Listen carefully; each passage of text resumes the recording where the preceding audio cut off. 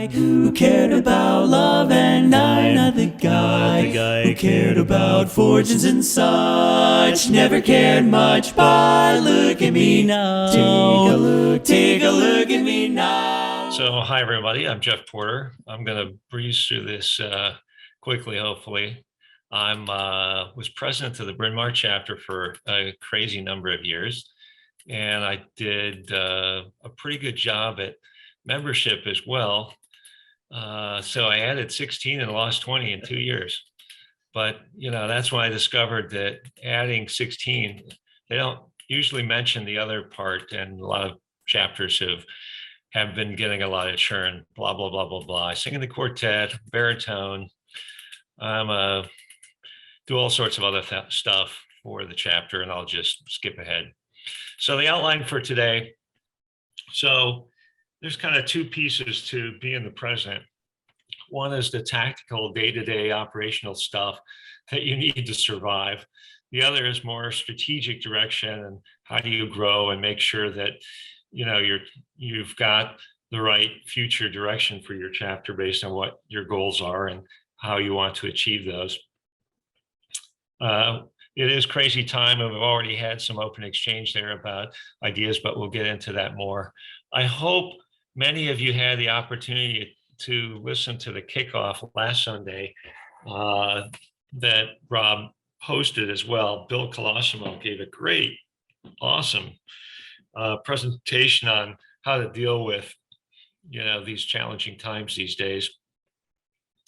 I'm going to go into a bunch of BHS and MAD resources and show you how to find the stuff, which sometimes can be very challenging because, I'm a pretty technical computer savvy guy, and even I have problem finding what I want on these websites.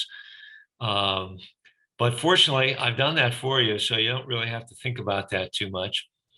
And I've got a Dropbox link with a whole bunch of stuff that I'm going to put in the chat. I'll send around in emails, and Rob will put somewhere for posterity so that you guys can have some resources to go with.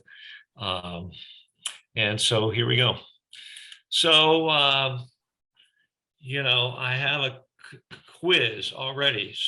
Slide number 3, I've got a quiz. What is the number one job of president? Cat herder. Watch the money. Watch the money. That's it. Watch the money. Especially these days when money seems to be flying out the door and money doesn't seem to be coming in the door. Show me the money. Show me the money. So it's important. And even your treasurer sometimes doesn't see the bigger picture of things that the president does. So you have to make sure that the treasurer and the president are on the same page here. And your music team usually really doesn't understand the money side of the business too much. They just want to make good music. Board, you take care of how we fund that. Let's just make some awesome music. And trust me, that's a really, we are as good as our product, and your music and creative guys are absolutely needed to make sure that that happens. But you as president need to be a good people person. After all, this is a volunteer organization and you can't fire anybody. So that's especially challenging. So you have to be able to coerce, cajole, nudge, lead by example, all the other things that you need to do as a good people person to make sure that everybody's happy and everybody's doing good things, and we're all heading in the same general direction. I'll add peacemaker to that too, Jeff. Peacemaker. Oh my God. Henry Kissinger, negotiator, right? So you've got a lot of, hats to wear here to make sure that, you can set some goals and actually achieve those goals based on where you need to go.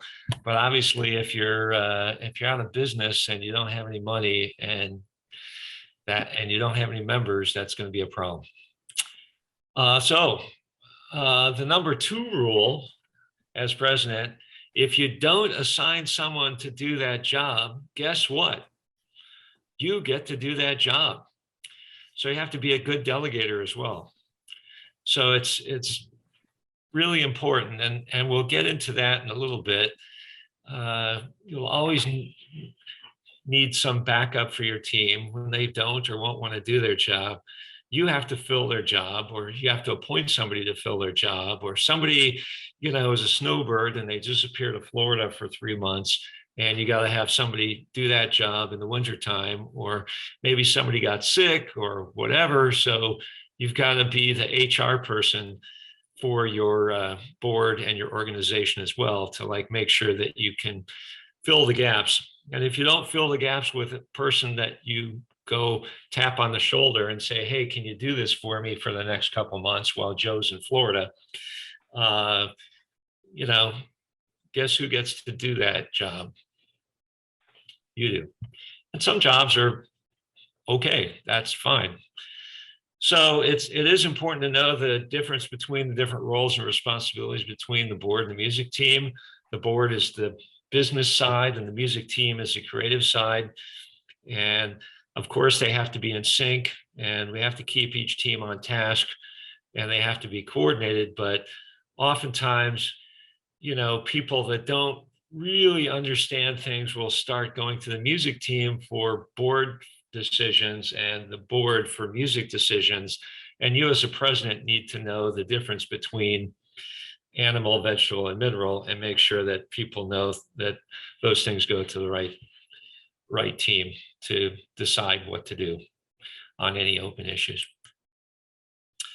So I'm a pretty practical nuts and bolts guy. So I'm going to go into some more of the tactical stuff here, just to like make sure that everybody's on cue as to like how a typical barbershop board works in terms of what does everybody do.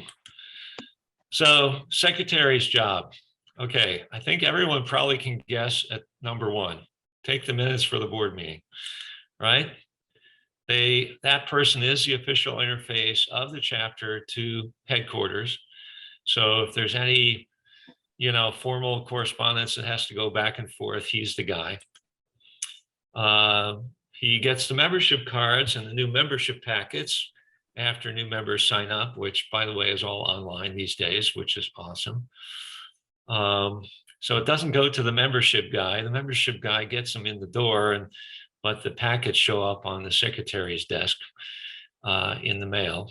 And you should make a big deal about that. That's whenever you have a new member onboarding process. And we can talk about membership later, or you can look at my last year's presentation if you want. But that's a big thing. Legal matters. So if there are any, insurance issues or stuff like that, contracts that need to be signed, blah, blah, blah, he's the guy. Certificate of insurance. I just got Bryn Mawr's half a dozen certificate of insurances this past year for places that we normally would perform in or rehearse in that need to have a liability insurance.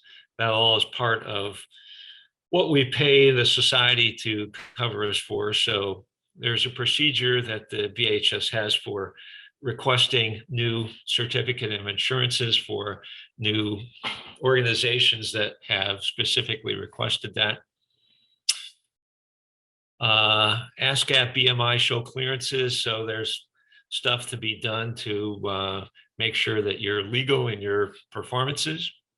Again, that'll be covered in the secretary's class. I'm not going to go into the details there, but as the president, you need to know which bucket that ends up in. And if you decide that the treasurer bucket should have some of the secretary things, or some of the secretary things should be in the treasurer's bucket, that's fine. Just know that you got to have the bases covered, so to speak. Contest entry. If you'd like to delegate that to the music team, you can do that. But generally speaking, the secretary's job is to like register the course if you're going to, sing at one of the contests. And usually they keep track of the calendar as well. Although that's another thing that sometimes people allocate to different folks in the organization. So I think that's it for the secretary. Treasurer's job, watch the money, show me the money. Controls all the bank accounts. You have to make sure he's got signing authority for that.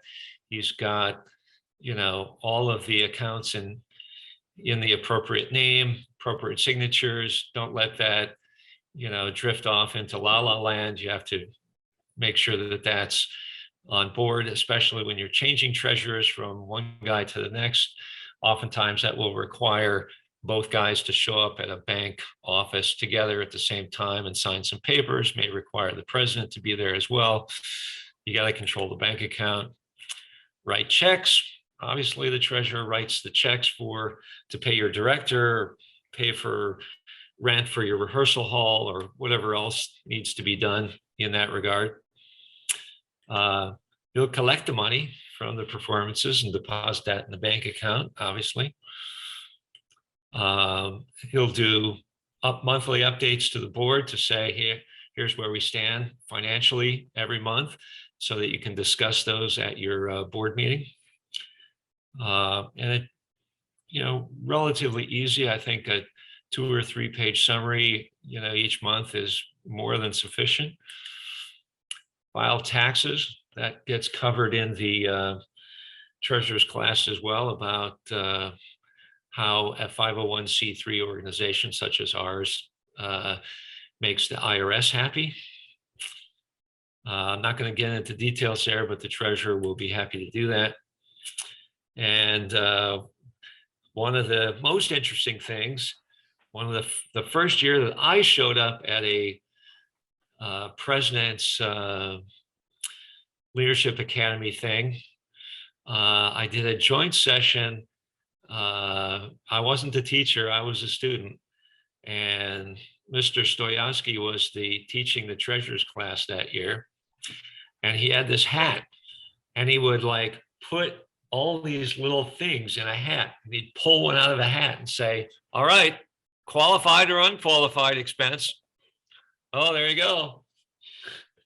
So it's important that you know about qualified versus unqualified stuff if you're the treasurer.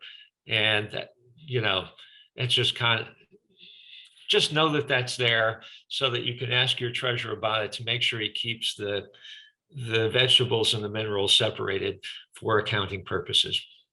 So there's rules for all that stuff, and that's important. I'm not going to go into any more details than that. Marketing. So I'm a closet marketing guy, and one of the challenges that everyone has, I think, for most chapters is, do people even know you exist? It's maybe we know you exist because I'm in the Bryn Mawr chapter, and Rob's in the and now I've put Rob's name out there just to keep him awake. Bucks County. Bucks County chapter. Thank you, Rob.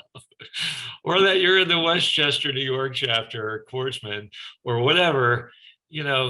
It's really key that people understand that you exist in your community. At least that's my feeling.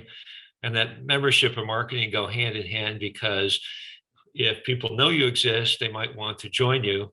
And if exciting people join your organization, they help promote your organization. So it's very key. The website, if your website looks like it's got shag carpeting from 1960s, you might want to think about changing that. It's a lot of awesome tools. If you want to dive into that with your marketing VP and say, hey, this website looks like it comes from, a different time and era. Take a look at what some of the other chapters are doing in your area to see what your website looks like compared to yours. I won't go into that right now, but that's obviously something. You might want to get involved with the community somehow, maybe the Chamber of Commerce, maybe some other, nonprofit or supportive thing or fundraiser thing that can be good. Do you have business cards? What's the messaging on that business card? Does it match your website? Does it tell you what you're doing? How do you promote your shows? Flyers, email blasts, postcards, yard signs, whatever. Social meetup. We tried Meetup at Bryn Mawr many years ago. And unless you have a nice critical mass of people that are saying they're going to be there every week, it looks like no one's showing up at your rehearsal. And nothing could be further from the truth, because you probably have 20, 30 guys showing up at your rehearsal. But if only 2 guys say that they're coming on Meetup, it's not very attractive to somebody that is not coming, that he probably doesn't want to come. Facebook, if you have a Facebook page, keep posting stuff on there regularly, just to make sure that as people are checking you out, that you appear to have a pulse. I've heard people use Craigslist before for, letting people know that you exist, believe it or not. Nextdoor is another new one that we just used this year as well. That's an awesome one, especially when you're having a concert or an event or something like that. Nextdoor is really good. Doesn't cost any money. And obviously, from a marketing point of view, you've got to make sure that you have a good product. That's the challenge of the music team. But if you don't have a good product, it makes your job a little bit harder on the marketing side. And of course, somebody in the chorus needs to worry about booking gigs. Oftentimes it's the marketing guy. If you have another person that's assigned specifically for that role, that's fine. No problem with that. But just know that it's a job that needs to be covered. And obviously, the marketing person has to work with the music team on the shows and make sure that that gets all coordinated, because promoting the shows and actually doing the shows need to go hand in hand. Membership, obviously the number one role of membership is to attract new members. But as you may remember from my opening comments, when I was membership and Bryn Mawr early on, and we added 16 new members in 2 years, which was great, we lost 20 in the same amount of time. So retaining members is just as important as attracting new members. And what does that really mean? You don't really want to tread water and just gain as many as you're losing. You need to plug the holes in the bucket so that the bucket has more water in it. You need to work closely with your marketing person. You need a good website. You need to get the word out. You need to have a good product. If you want good singers, you have to have a good product. You have to be engaging. Your rehearsals have to be fun, and you have to follow up. Somebody in membership needs to be really aggressive at following up. And if they don't have that tenacity, you might need to assign an assistant for that job, just because following up is really important.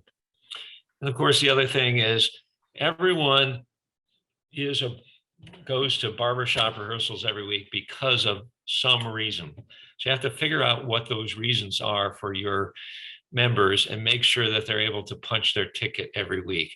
And maybe it's, quartet singing. Maybe it's just socializing. Maybe it's, a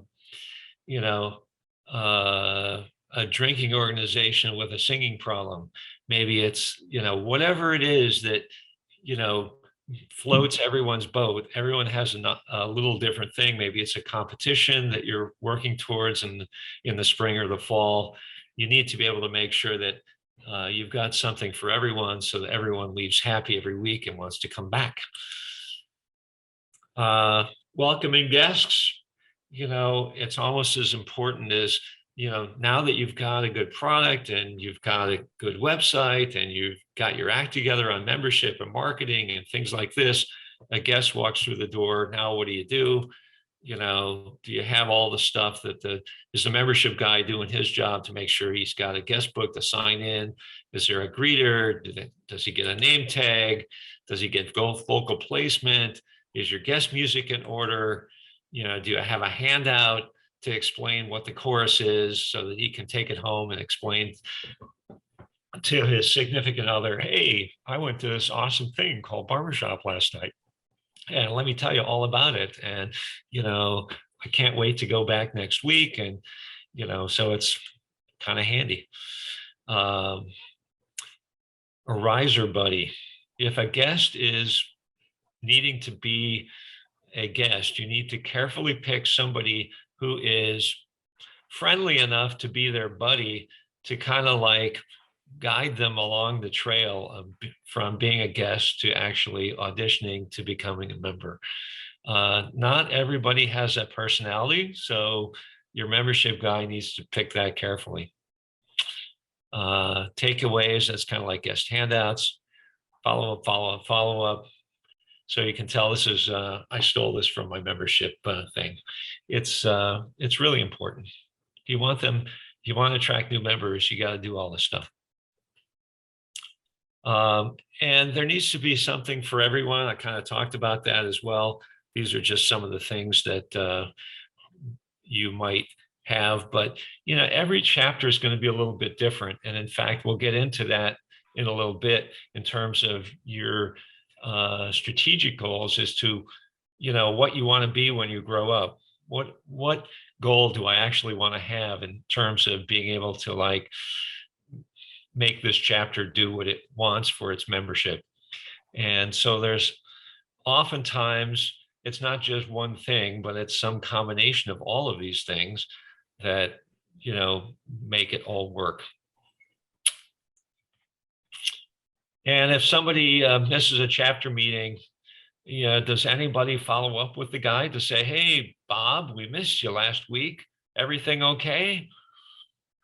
And if they miss 2, you better call them, not just email them. And if they miss 3, they're slipping away fast. And don't assume somebody else will do that. So as president, you probably need to make sure your membership guy is doing this, or if not, assign somebody that will do that for you. So, and if they do wish to quit for some reason, or if they have to quit for some other reason, moving away or whatever, find out what the situation is, so that if there's something that needs to be fixed, you can go fix that. Music and performance job. This is probably one of the most difficult ones because I call it herding the kittens. It's bad enough with, marketing and membership and secretary and treasurer, but, creative guys are really kittens. So you have to work with the director and the music leadership team to bridge the gap between running the chapter, the business of running the chapter, and the business of, singing and having a creative product that people want to hire you and you can perform and life is good. What is MLT? Music leadership team. Usually the director, the music vice president has a organization. Usually it's the section leaders, might be somebody else in that small group that determines, what songs are we singing? We're doing a show, what, blah, blah, blah, all the different musical things that we're doing. They have musical goals that they usually set each year in terms of, hey, we've got 3 or 4 new pieces of music we want to learn this year. What are the pieces? Do we all agree that these are the right pieces for our chorus? Does it fit the right type of songs that we need for the shows that we're intending to put on, or for the competitions that we're planning to compete in? Are they sufficient level of difficulty that we can sing them well, because we don't get any extra points for difficulty in barbershop singing? It's not like, springboard diving. You don't get extra points. If it's a really hard song and you sang it terribly, you don't get any more points. So, developing your repertoire is really a quite important part of what the music team and the director and the music vice president will do. Obviously, coming up with show and performance plans. You know, if the marketing guy books you a gig, you got to know how long that gig is. You got to like have a nice little show package put together, and it has to make sense. And it's like, oh, they just hired us last year or 6 months ago, and they loved us so much they want us back.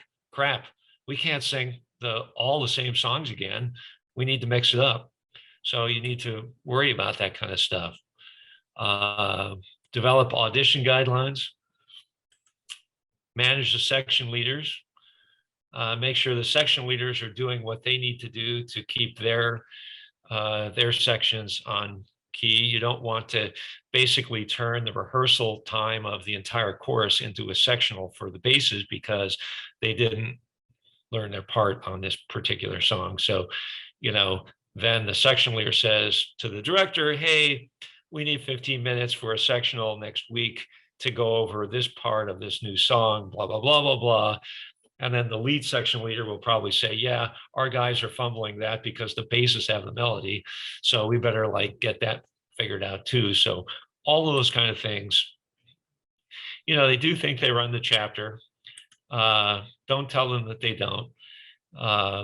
Just know that it's an important part of what makes us what we do.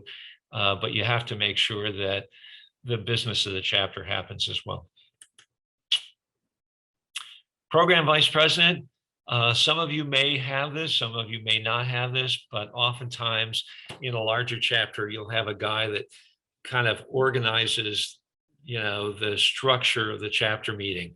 And it's a bit of a negotiation with the director to say, hey, I want to have some time during the chapter meeting where we're doing more than just singing. And that can be a challenge for a strong director who believes the only reason that everyone is there is to be coached and to become a better singer. And there's a large amount of time that should be used about that, but there should be at least be something that's fun, maybe once a month, that people can really enjoy as a diversion to this. So I think I have some examples here. Intra chapter now is Quartet Contest. So you may have one night that you decide, all right, everybody in the chapter break up into quartets. I know you're not quartet singers, that's fine. Mix and matching quartets. Somebody probably have to be play dating game with a few people to make sure that they find a quartet. Pick a song, you know, bring in, have your director call his buddies to come in and play judge. Have your program vice president or you act as the MC for the evening. Make a kind of a mini contest out of it. Go to Party City and get some cheesy little gold medallions on a red, white, and blue ribbon, and pass out awards. And you know, it's really fun. Maybe in the summertime you do a picnic. Maybe you visit another chapter and have a joint rehearsal with a chapter that's, you know, not too far away. The Lansdale guys do a Sellersville Song Fest every year, so that's always very fun. That's kind of like visiting another chapter and having a picnic all at the same time. And having a little, everyone gets to sing one or two songs, and there's no judges, no cheesy trophies for that, but it's fun nonetheless. Annual banquet. This is usually where people install their new officers. COVID times has really kind of messed that up. So doing a lot of Christmas parties or afterglows or annual banquets is kind of a challenge these days, but don't give up. We'll get there eventually. Maybe you can have a quartet that is competing in an upcoming contest come and like try out their contest set for you. Yeah. And they don't have to be from your chapter, but they're usually looking to get some stage time in front of an audience to make sure that they're good for their upcoming contest. And so take a look at some of the quartets that are in area that have registered to compete in the upcoming contest and see if you want to invite them to come sing for the chapter one night. That's always really nice. Or maybe you just do a push out quartet night or something like that. And you do that since everyone got their polecat pin at the Westchester chapter. Now you can do that pretty easily. All the other jobs, uniforms. Who's dealing with uniforms? Guess what? The president has to figure out who's going to do this. If it doesn't fall under the job of secretary or treasurer or any of the traditional vice presidents, somebody still has to do all this other stuff. Unfortunately, it's a long list. Who's driving the truck? Well, at Bryn Mawr, we're fortunate enough to have a truck and some risers. So when we go out to a gig, we got to find somebody to drive the truck to get the risers there early to help set up the risers and take them down and drive them home again and all the other stuff. But, who's driving the truck or dealing with? Hey, Jeff. Yeah. Jeff, this is Don Myers. Hey, Don. You're breaking up, at least from my end. Anybody else having trouble? No, it's fine on my end. Okay, must be mine. Thank you. Go ahead. No problem. I'm mostly just reading the slides, so I think you'll get 90% of the gist. And if I am too. If not, you can watch the recording to fill in the color commentary that I'm adding along the ways. If you're doing a banquet or a picnic or a Christmas party or an afterglow, somebody normally has to organize that. Chapter awards, sometimes that's done at the install banquet, barber shopper of the year, rookie of the year, other honorable mentions, contest coordinator, maybe, if it's a big contest that's far away and we're all staying at a hotel somewhere. Ocean City had a contest at one time. It's like, all right, we're all going to stay at this hotel. Let me know what rooms you need, organize tickets with the Mid-Atlantic District to make sure you get good seats ahead of time. Don't wait until last minute because it costs more. Singing Valentine's, that's a big deal. Of course, COVID is kind of like, making that a little challenging, but even if you're doing virtual singing Valentine's, somebody's got to coordinate that, right? Webmaster, both public and member sites, somebody has to do that bit. So you can see there's a lot of jobs here that social media guy that have to be done. And it's not that, some people can wear more than one hat and some people do that better than others. But if you've got, especially any new members coming in, give them a baby job, like one of these other jobs to do. That way they get to know everybody in the chapter because everyone has to come to them to like, oh, you're you're organizing the summer picnic, or you're doing the singing Valentine's, or you're doing the tickets for the spring contest or something like that. It's a good way to get new people involved with the organization and make them feel like they can contribute. And it doesn't work, at least it's my opinion, and it doesn't work to just say, hey, anybody want to be the singing Valentine coordinator of this? No one will ever volunteer. Okay, I might volunteer. Some of you might volunteer. That's not normal. We're not normal. That's why we're the president. Okay, so you pretty much have to understand what the skill set of your missing job is here and identify somebody that you think might be a good candidate.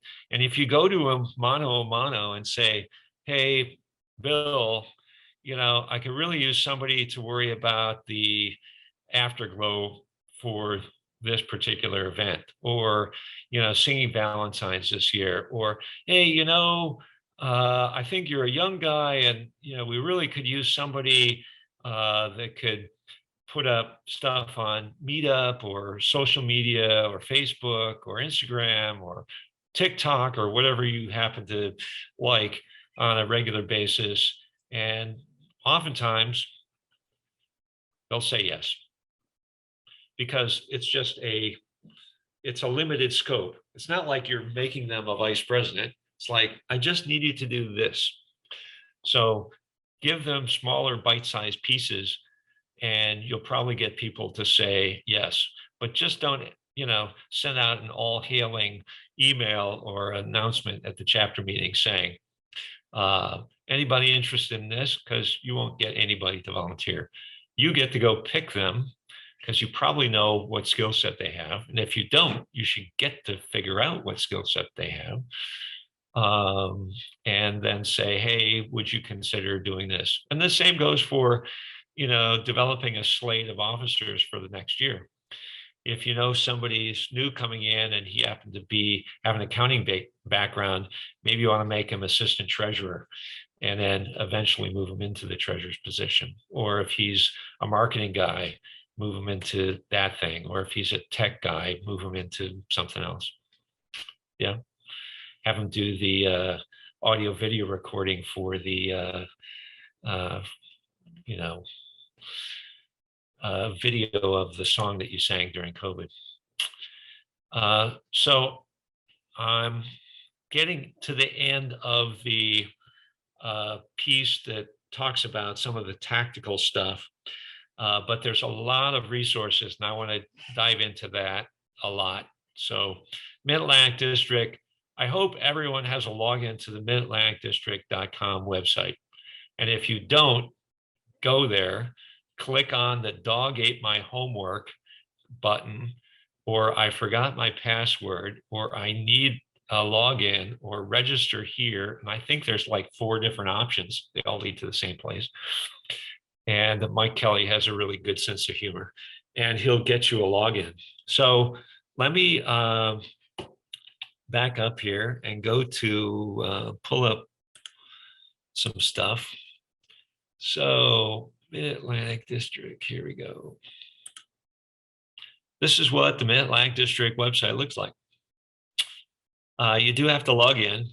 Don't ask me why you have to log in multiple times. Let me refresh because it probably logged me off. Yes, it logged me off. So I forgot my password, never saw the password. The dog ate my password. And fortunately, Google remembers my password. And so here I am. So there's a whole bunch of really good stuff here. Not only does it have the calendar of what's going on, but you can find, offers and staff. And this one here that's called Who Do You Call? Oh my God, this is awesome. This is like the best cheat sheet as a president.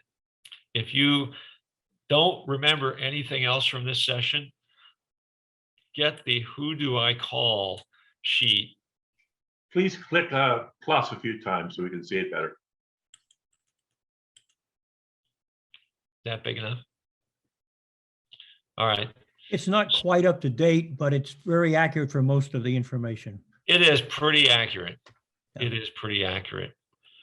So literally this, and even if it's not exactly who you should be talking to, 99 and 44, 100% of the time, he'll know exactly who you should be talking to, right? So if you're somewhere in the, right ballpark, he'll get you to the rest of the way.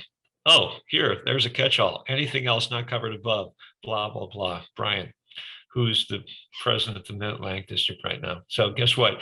He must have listened to if you don't assign a job to somebody, it must be my job category. So that's pretty good. If your docs and information, there's a whole bunch of stuff here that is great. I mean, literally you could here's the IRS forms, there's nonprofit certificate, all sorts of things, programs and projects. Okay, here's my favorite. Get your Pennsylvania barber shopper license plate. It's the best $30 you ever spent. Maybe it's, what is the cost? Oh, $26. It's awesome. There's one for New York too. But that's under programs and projects. So there's a lot of good information there in terms of that. Hey, Jeff, have you done the search yet for members? This is a new feature that Mike added like in the last year or so or something, right? Here's all the porters in the Mid-Atlantic District. How about that? There's a lot of porters. So now you can click on Jeff Porter and you can see a lovely picture of that and, you know, blah, blah, blah, all this other kind of stuff. But you can literally search on all sorts of other things. And then you can go into chapters and see, okay, I'm looking for Hamilton Square. All right, good. So here's all the people for Hamilton Square. So it's really a wonderful tool to be able to Jeff? drill down on whatever you want. Jeff, Yes, sir. The information that you have inside these different chapters is not always up to date. And Yeah. there's a problem with BHS, and I won't get into the details, but that has not been rectified yet. So you may see several people having a same office, and that's not the same as it should be. So Yeah, that's the same here. You know, I'm listed as immediate past and membership and member at large. And so every time I Mike, have an update on that. yeah, go ahead. So I reached out to Mike about that because when Member Center changed and the way the data is stored is different, we lost kind of the live link that we used to have, right? So what we get now is we get a periodic export. It's like on the 15th of the month or the 1st and 15th of the month or something like that. And then Mike has to load that. But there was an officer load. There's two things that have to be done in order to make that work. First is that Mike has to apply the officer change file to the Mid-Atlantic District website. So there's a bunch of officers here that aren't loaded that should be the next time that he loads that, right? Bucks County had the same problem. We've got like 3 secretaries ago are still there, right? Yeah. The other thing with that, though, is making sure Member Center is up to date with people who are deceased and also expiration dates for the positions, right? So that's something the secretary needs to work on a lot to get that fixed. Yeah. I have a couple of deceased members on my site, and I can't. They want a date of death, and I have no idea when that is. Well, yeah, So- you're gonna have to figure something out about that. You're gonna have to put something there. Okay. Yes. Yep. All right. Use Google. Yeah. Find the obituary, I guess. Yeah. So whether you're searching for a member, a quartet, a chapter, officers and staff, it's really, I mean, it's amazing, right? There's a It lot is. of information here. And there's some great history. The other thing too, if you go docs and information for a sec, Yeah. and take a look down there too, like the board of directors meetings or the House of Delegates meetings. Those are all Yeah. there. Mid-Atlantic Archives is there if you ever cared to see that kind of stuff. But yeah, you can see a lot of. Look at Bud that. Miller now. Look at that. Woohoo! It's an old picture. Check that out. Anyway, That's yeah, nice. there's quite a bit of info here. There really is. There's another one too, that is they're working on actually filling this up. The House of Delegates docs are there. There was another one here that I thought was very important. It was the incorporation. It's the page for incorporations. If there was ever a need, Chris, yeah, there you go. Chris Beekler put stuff together to have it available for all of the states or commonwealths that we do business in, in case you need to connect to the state organization layer. So really, you have to sort of spend some time playing with this. And There's they are question. working, by the way, they are still working on updating the bylaws and the code of regulations or the statement of policy, all those kinds of things. They're still actively working on that. That's been a project that's been underway for many, many, many, many years, but they are making headway on that. I have a quick question. On all these Mid-Atlantic District pages we've been looking at, are these for the presidential rights or for anybody rights? Anybody, I'm a nobody, believe it or not. I forgot that. Okay. So, but oftentimes you don't know it's there until somebody says, hey, did you know that there was this stuff there? And here's how you find it. And there's nothing worse than the BHS website for that. In fact, I'm relatively competent guy when it comes to like websites and finding what I want. And this BHS website just, I don't know, it's hard. So I went to find Actually, it's horrible. actually If I it's can make horrible. a quick plug about the BHS Member Center, they had training on that yesterday, Yes. and it was wonderful. And they're going to replay it on the 22nd of January. So mark your calendars. I learned so much. It was probably recorded, so you can probably get that as well. No, it was live, and they're going to do it again live. No, on I the know 22nd. live is great, but I'm sure somebody recorded that. That's true. That is, yeah, I believe they did. So Yeah, even I if was you don't catch a unfortunately out. live I meant to session, record it, but I was out. I couldn't do it. that's fine. So I went to go find, so I log in, I go to Docs. All right, here I am in Docs. Oops, I probably have to log in again because it logged me out. Okay, so it's going to make me, all right, here we go. Thank God Google remembers my password.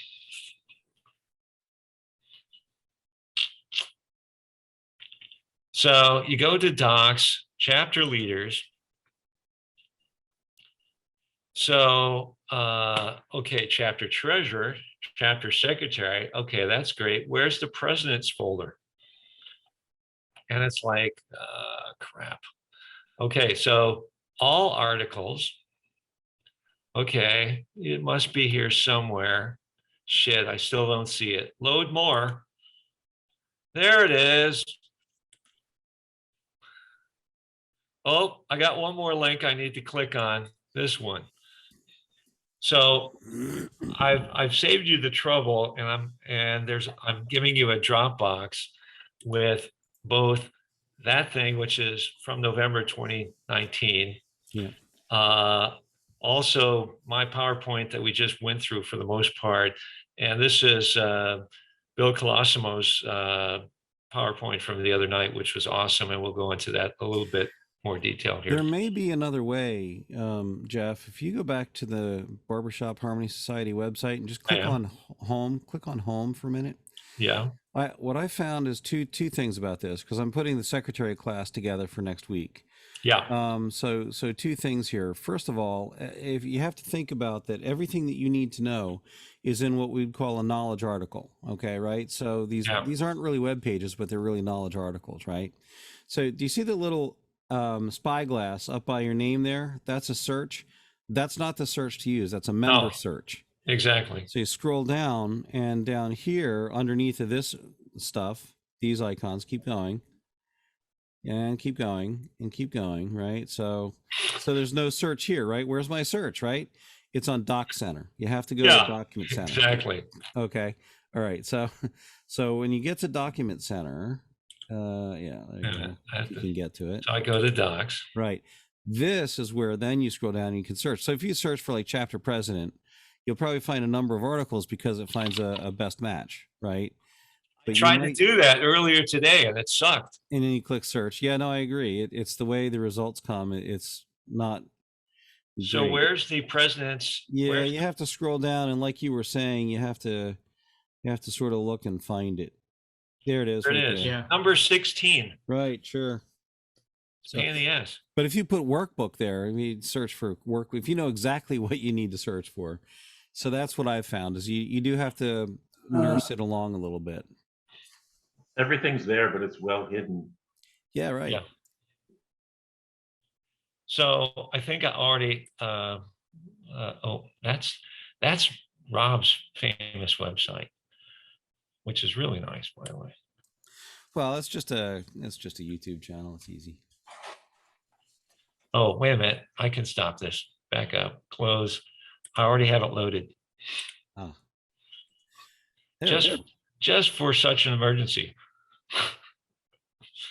So this is really quite an amazing resource for anybody who's a new president, or even somebody who's doing president again and forgot what they might need to know about certain things. So, being the chapter president, it's, all of the job descriptions and, the business of being the chapter president is very well identified here. Even down to agendas and quorums and meeting minutes and blah, blah, blah, being officially in business, right? But one of the best things that I have,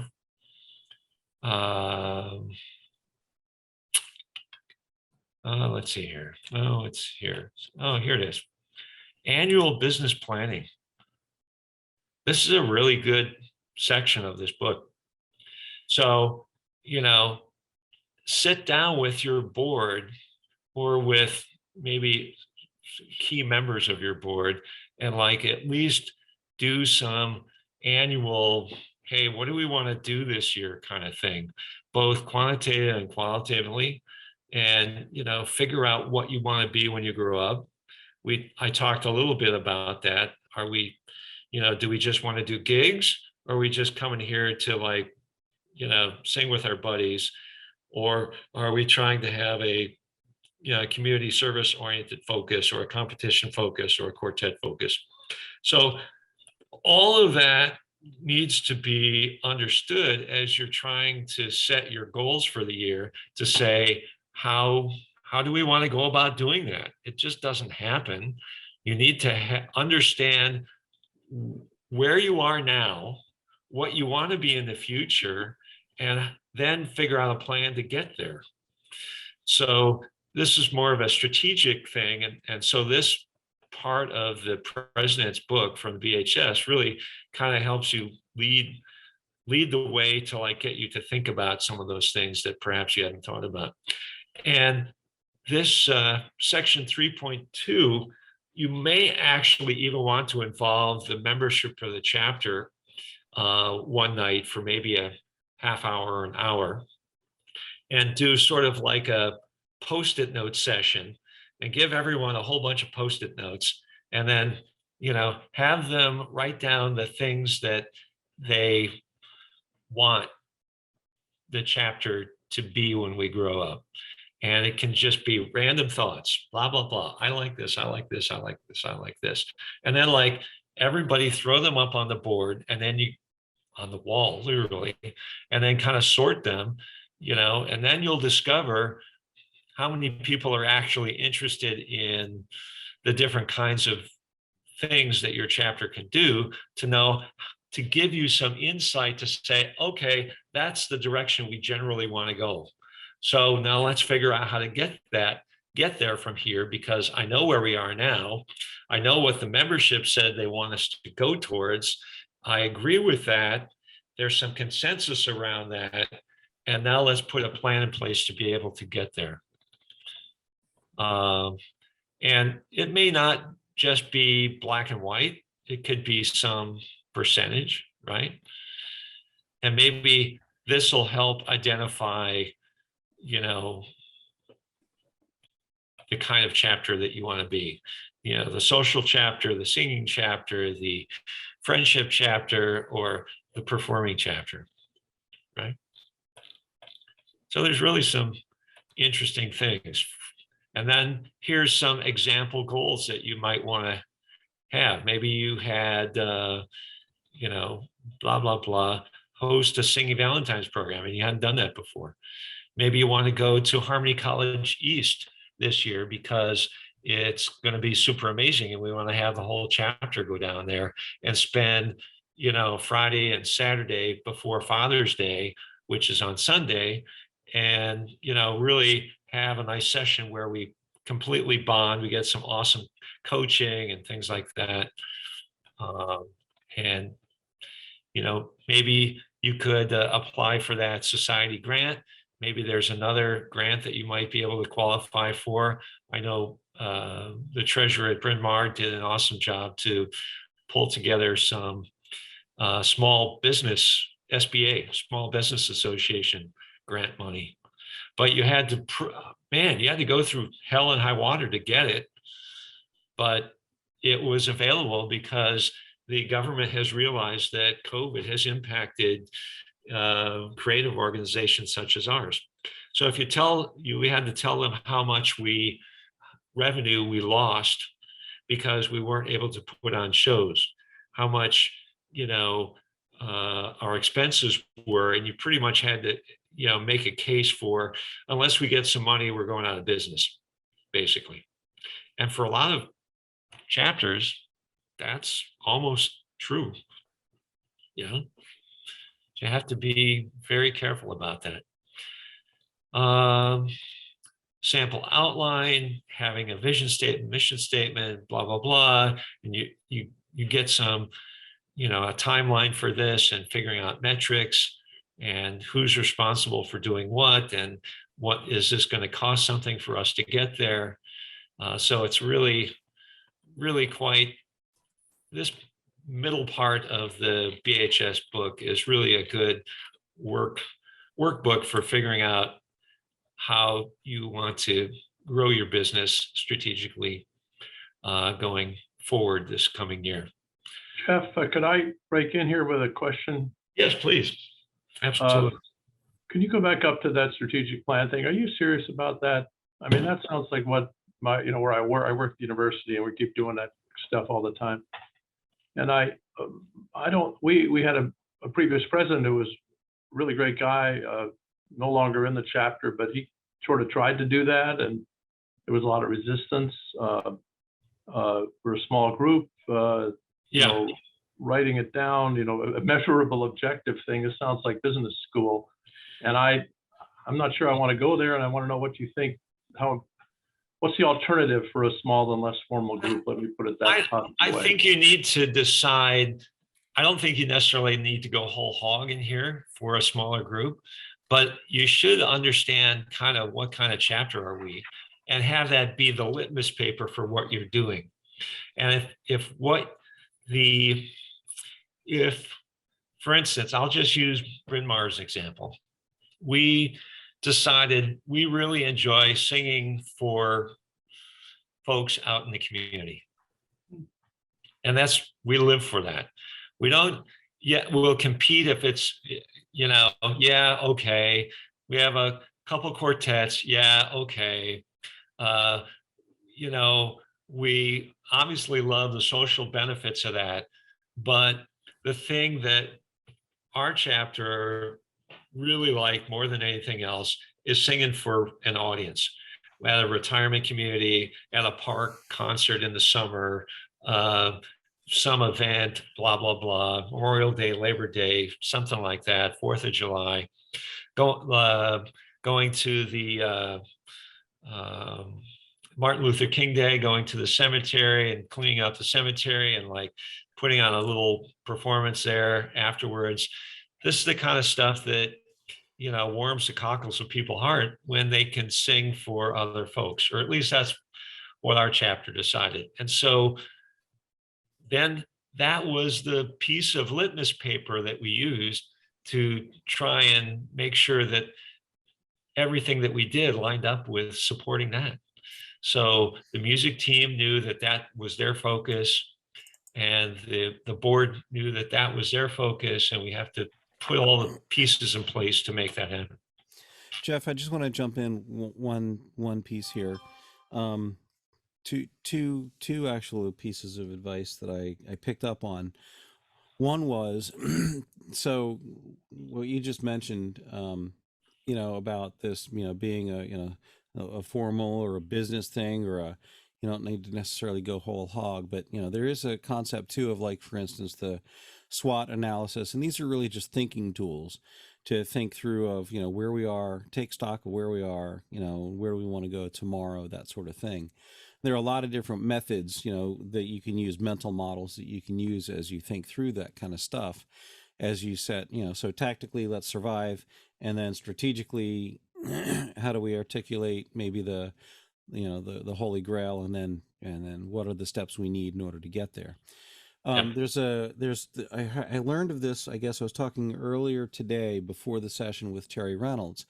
Terry's involved with they used to be called the LOPT, but he's involved with some other content that's available from the society, which is not exactly this content, but it's similar, where they're actually working on setting up interviews with chapters, discussions with chapters, society level, leadership level, with certain board members of chapters, to go through this kind of a discovery process together, as you sort of re-envision or rethink about who you are. And they don't have an objective to drive to you necessarily, but they want to be available as a resource. It's kind of like related to like the Think program that like LOPT would do.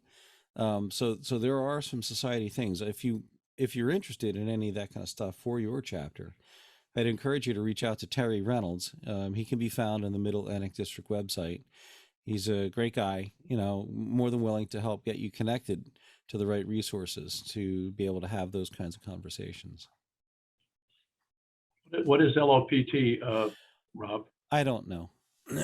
Leadership and operations process training or something like, I don't know. It's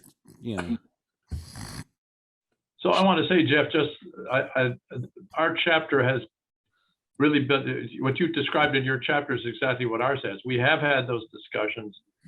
Local community performance is what we want to do. Very little interest in competition. We don't just want to be a social chorus. Right. And I love your idea of what I think I haven't gotten to and what I really take away is using that as a litmus test for our decision making more explicitly. Yeah. And that's a great, really, really helpful. Thank you. Okay. Well, and it also helps to drive decisions for the director and the music and everything else that's there as well, so that you're ensuring that you're performing music that's going to be appreciated by your audience. Right. So if you're a competition chorus, and there are choruses that do that, they live for being, they want to compete at international, right? That's not my chapter. That's probably not your chapter, but there are chapters that are like that. And, it's very important. That's a different piece of litmus paper for that kind of chapter, right? And that affects the music team, that affects the board, that affects everything that they do. It's expensive to go do that. They've got to have the uniforms and the props and the blah, blah, blah, and they're drilling their songs like crazy. And, there's a lot of things that change what you do because of that piece of litmus paper. Bill gave another, and maybe I should just, because I'm kind of turning the page, because Bill Colosimo gave a nice presentation the other day as well, but let me just open it up for some other questions along this line. Are there any other folks that want to jump in with some questions right now? I was just going to go over what Bill discussed last Sunday in brief, just so that you can understand what his take on trying to survive in this challenging time. All right, let's get into it. Most of you know who Bill Colosimo is. He's like an amazing resource for the Mid-Atlantic District. So his address is in this, and he's speaking from experience, not theory, because he's been through a whole lot in this society. He had this little AWARE formula, which sounds like another management tool, and it is, but he just said, assess where you're at, find your why.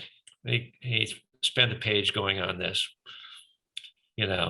what's the scope, who's affected, blah, blah, blah. Find out what you want to be when you grow up. What kind of course do you want to be? All the individual stakeholders. Come up with an action plan that, make sure that you do things. Don't make it unrealistic. Put something down, at least for yourself or for the key people in your course, to know that, we're all heading in this direction. so that we all know what's going on. And then obviously when you're going around looking for volunteers and tapping guys on the shoulder and say, hey, Bob, I need you for this job, that is making sure that your action plan has got some teeth to it. And make sure that you are good follow-up person to make sure that everybody's on the same page. And work the plan. Make sure that, and if you need to make changes, well, shit happens. If we're up to, instead of Omicron, we're at Omega or whatever the latest thing, and we have to change everything. So there's a video of this on the website for, minimize this. Here's the awesome YouTube website that Rob put together. So all of these are from 2021. So you have an entire cadre of, president, marketing, membership, secretary, treasurer, blah, blah, blah, blah, blah, blah, blah, music and performance from last year. And this one in the new color is the kickoff from last week, from last Sunday. So you can click on any of those. It's a recording. If you want to listen to what Doug Brown said last year to the president's class, he has a different take on things than I do. It's always good to have multiple people give the same class, but he was more about making sure that, how do you become a good mentor for the people in your chorus to get stuff done that you need to get done? And how do you get people over the hump of making sure that they can get there? And then last year, you can see some of the people that were on the membership session from last year. And Rob's beard is even bigger now. So I think what I want to do at this point, I'm going to stop my sharing, and I'm going to talk about, I want to bring up the subject of, okay, so here we are, this whole COVID thing is really messing everything up for a lot of folks. So I want to go around the room and say, what's working for each chapter in the past, 18 months or 2 years or however it's been. What did you do? How did you compensate? What successes did you have? What things did you try and it didn't work at all? What things did you try and did they work really well? And then with an eye towards, okay, given the fact that we're now in Omicron land, what do you think the best plan is going forward? Because we all have to figure this stuff out.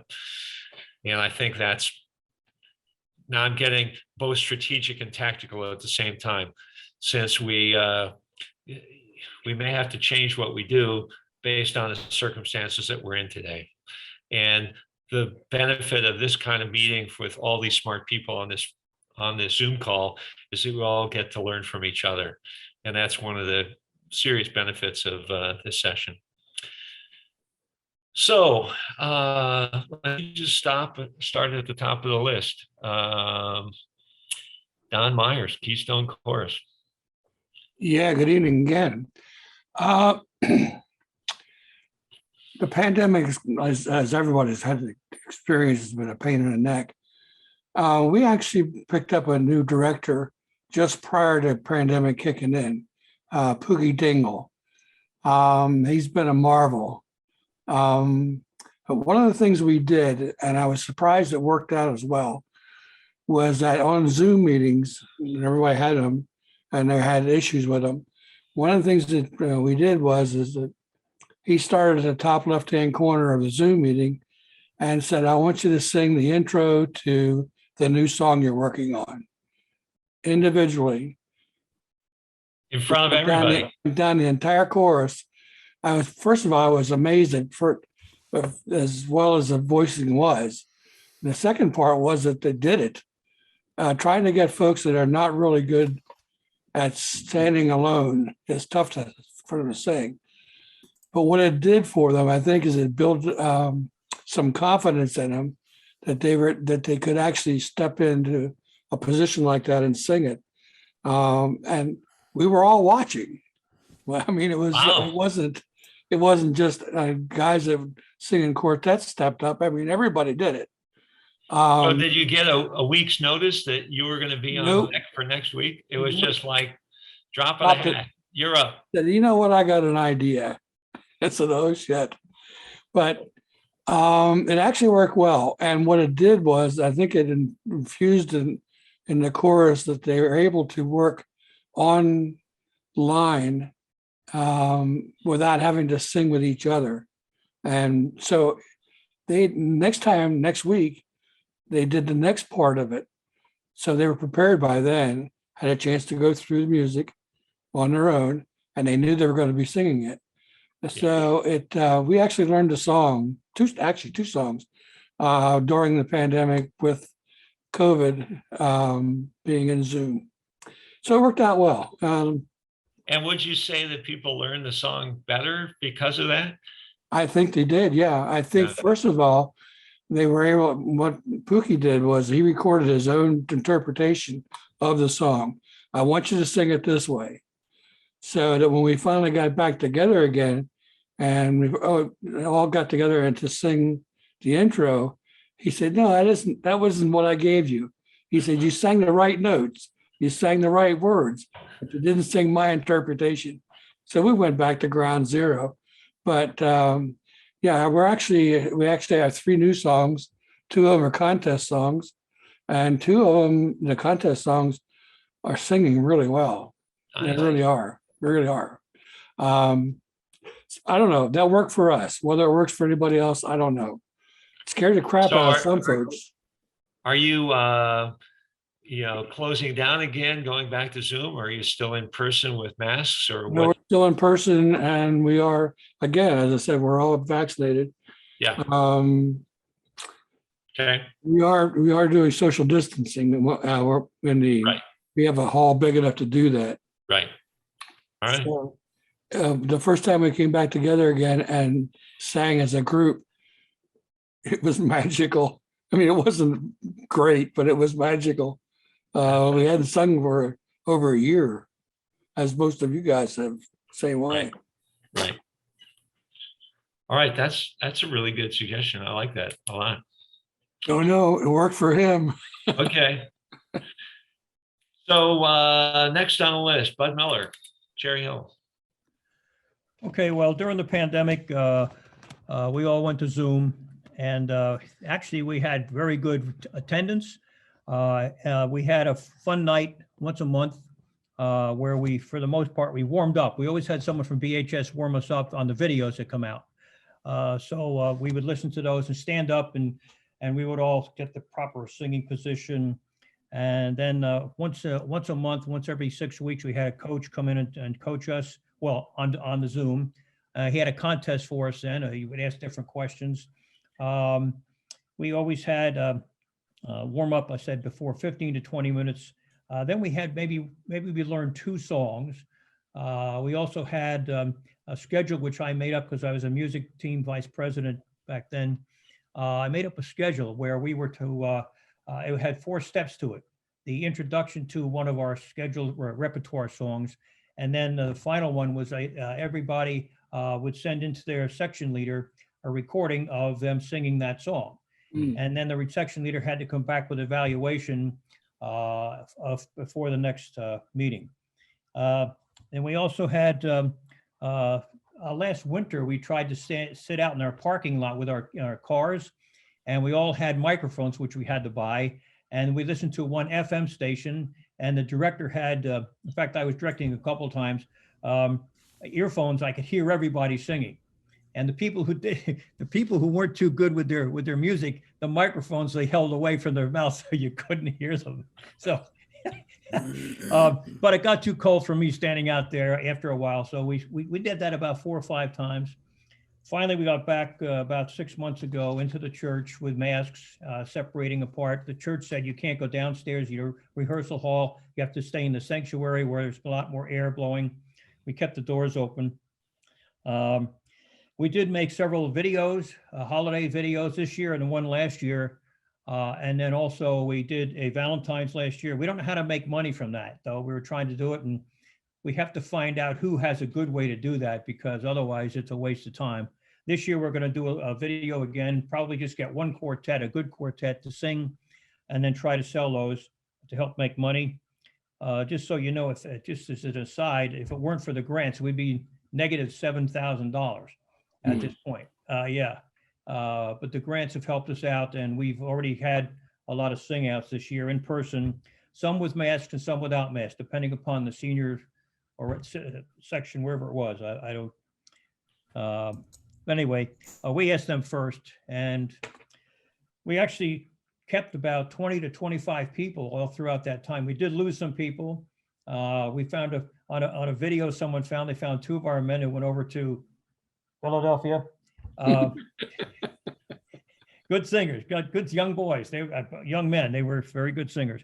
But anyway, we did fairly well. And now that we're back together again, more people coming out. We have a couple people, three new people to the chapter, and several people who have returned since the pandemic's been over. So we've had up to 30 at a time.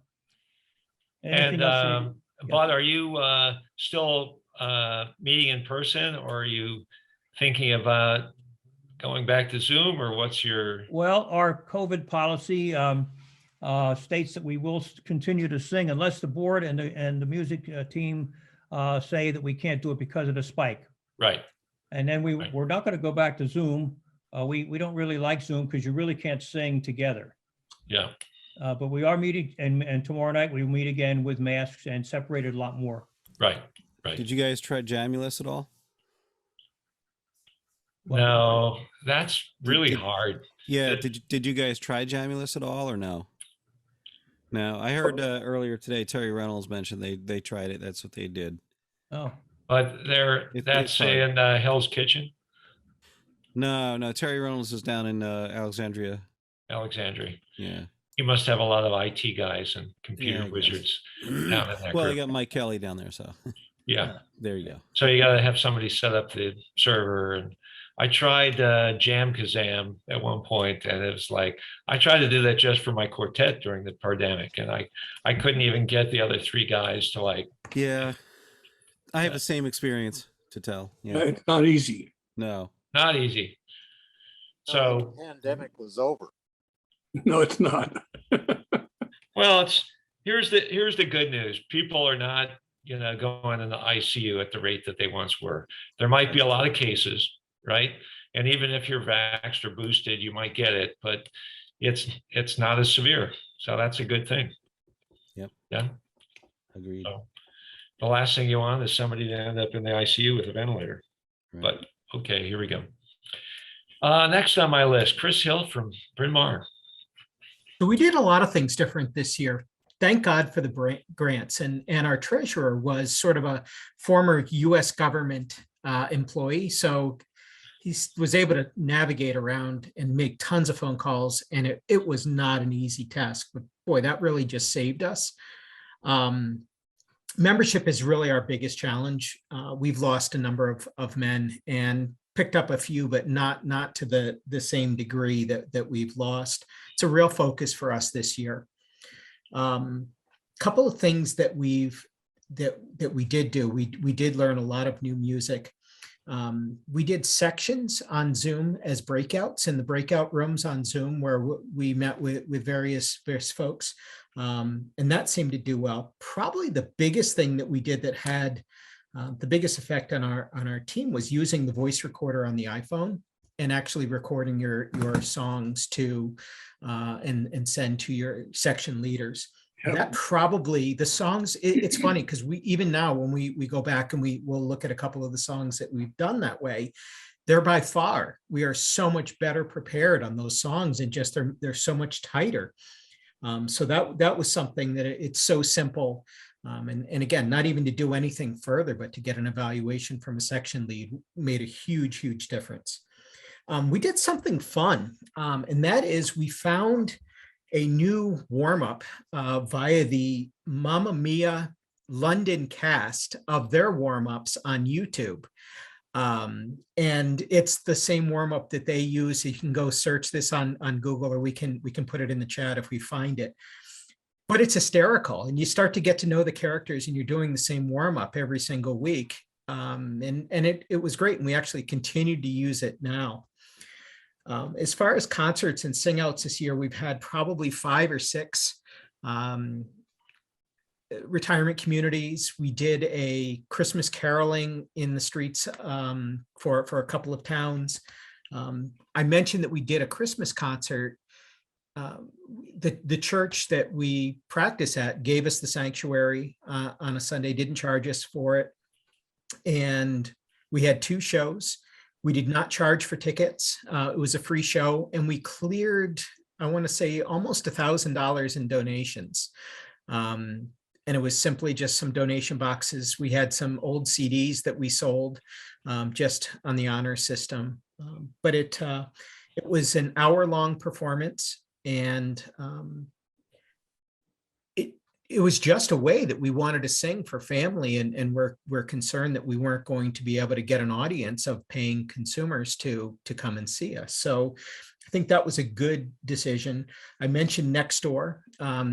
If you're not familiar with Nextdoor, it's sort of the local in your neighborhood type of social platform, talking about doctors' offices or things going on in your community. And the cool thing is most members, if you're living in a geographical area that might be 8 or 9 towns, each one has their own Nextdoor.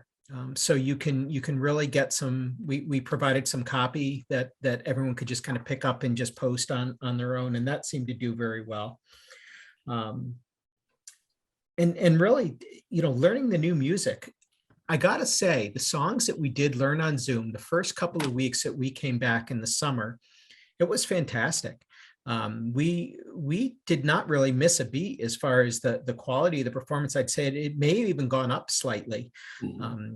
But I don't think we plan on going back onto Zoom. I don't think any of us want to repeat that. And I think we're going to just continue to just watch what happens. And as I mentioned earlier, the majority of our members are vaxxed, and we've just been very, very careful.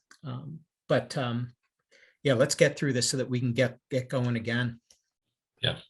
All right. Next on the list, Dave Morris, Music Man.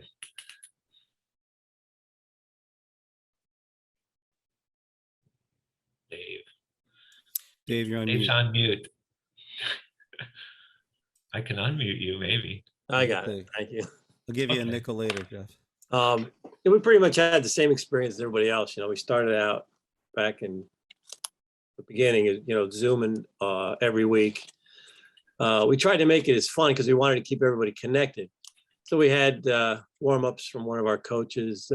We had a recording of that, and then we would mute and go through some of our repertoire songs. Do a couple of different ones each week.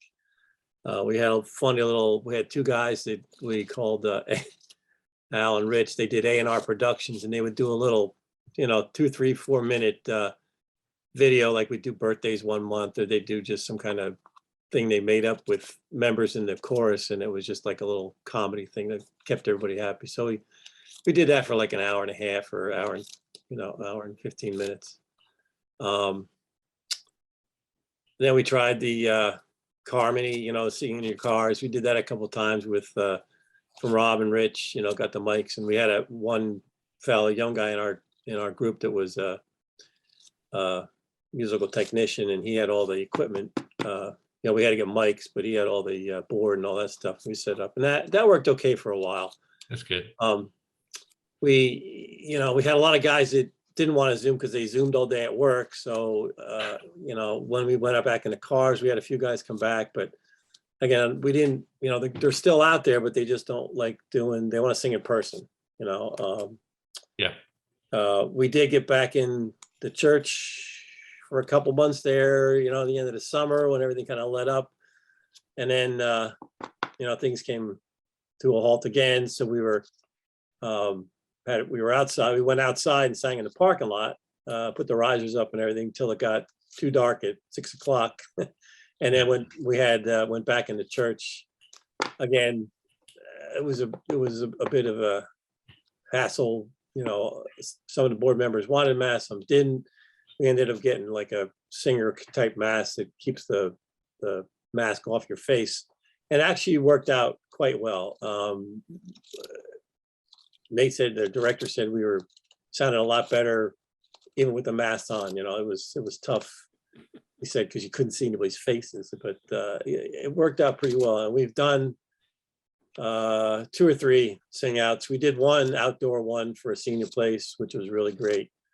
We did a video for the VA hospital in Lyons in Basking Ridge for a Christmas thing. We usually sing there, so we recorded that and sent that to them.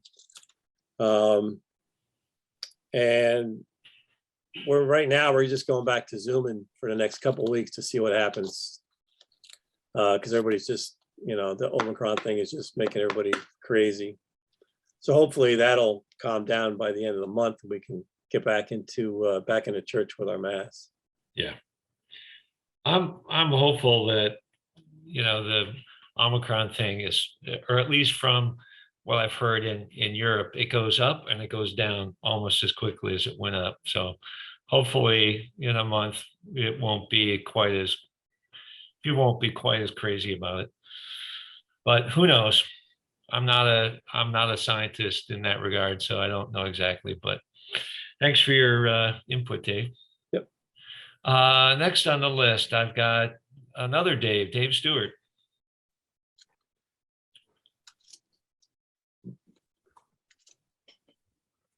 There we go. There we go. So out at Hanover, we pretty much closed down from beginning of the shutdown in the state and did not Zoom. And we're closed down from March of 20.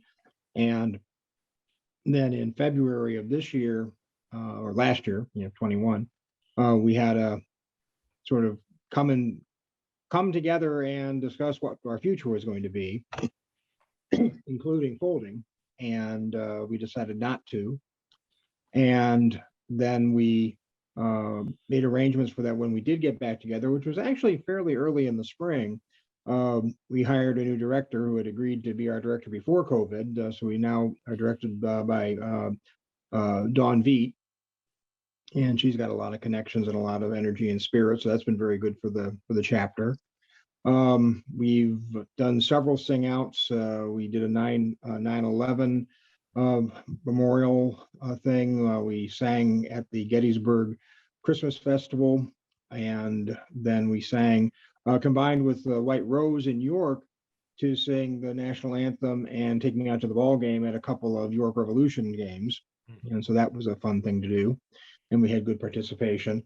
We're meeting at our former president at Maxwell's church, and not doing a whole lot of COVID precautions, but given the Omega, or no, I hope it's not Omega, the Omicron thing, I think I will suggest that we mask, and if not that, the chairs usually set up before I get there, but I think I'm going to go early this week and spread them out farther. But we're really pretty small, and so we need to start doing the things that we need to do. We did have a 2-week planning session at the end of November to plot where we're at, what we want to do, and decide who's going to be responsible. And as the incoming president, I get to do a lot of it, but a lot of it is working with the national with some of their programs for encouraging new members, and then once we get going, we'll have some guest nights. We are planning to have a paired concerts with Westminster in Maryland, and so it's not sure who's going to be the first concert, but we'll go down there and sing on their show, and then they'll come up and sing on our show. It'll be a smaller affair in the churches that we practice at, and will probably be goodwill offering, love offering. as opposed to tickets. But we're moving forward. But sometimes you have only one person on a voice part, so all this stuff about section leaders are like, hey, not us. And I can sing anything but tenor, and so given who shows up on a given rehearsal night, take your pick on which part I'm on. So That's you didn't say why that was one they of the president's responsibilities. You have to that's fill in why for they the elected bass you the part. president. You're If the no one's most singing bass, multitasking. you got to sing bass. Okay. Yeah. But hopefully we won't shut down. No one suggested it yet. Okay. We had last week. We had a fun thing. We had a post-Christmas party, which was a potluck and a Yankee swap type of gift exchange. That was a lot of fun. We sang some Christmas carols, and we're having a more traditional rehearsal this week. But Good.